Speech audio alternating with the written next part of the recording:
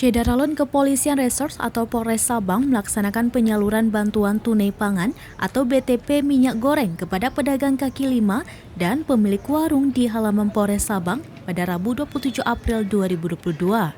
Wakapolres Sabang Kompol Aditya Kusuma SIK mengatakan bantuan yang diberikan sebesar Rp300.000 per orang, terhitung sejak bulan Januari 2022 yang disalurkan sekaligus pada bulan April 2022.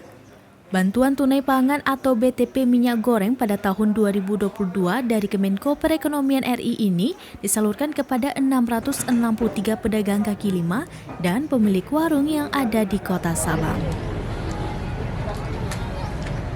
Dari Sabang, Syederalun Aulia Prasetya, Serambi On TV.